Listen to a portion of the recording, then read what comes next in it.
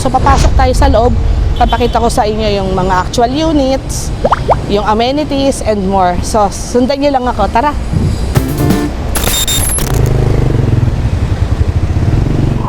So ito naman, ito yung papasok sa mall. Ito na yung pinaka-mall ng entrance niya.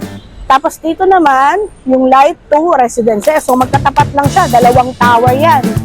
Dalawang tower, tapos ito, kino-construct pa rin siya kasi magtatayo din dyan ng mall. So, tapatang mall yan. Tapatang tower, tapatang mall. O, diba? As itong kontra to, talaga. Ito yung MRT station.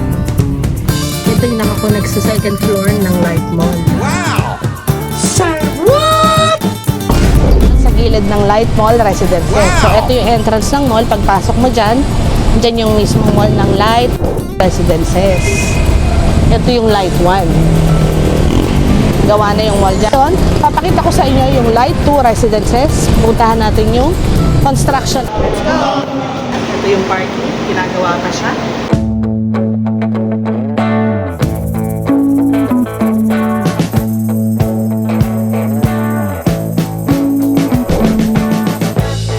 We've been living in sin so long, all the feels are gone. Fella stopped me on the street last night. Takot ako, first time kong sumakay sa ganito. Ay, sayang.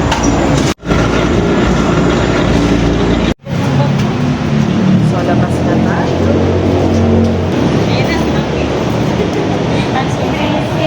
Nandito tayo ngayon sa Light 2 Residences, Boni, Mandaluyong City.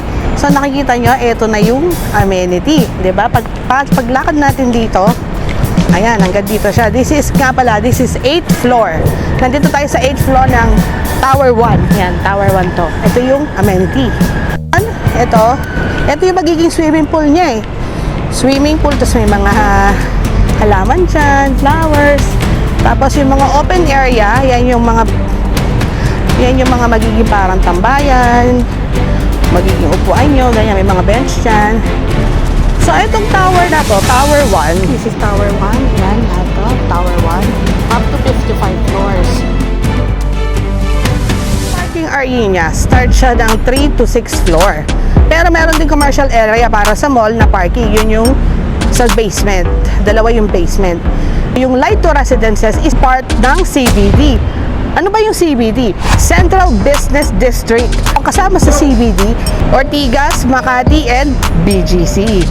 So, yung location nito, maganda yung location, mataas din ang high rental rate nito. Tapos yung Light 1 and Light 2 Residences, may connected din siya sa MRT.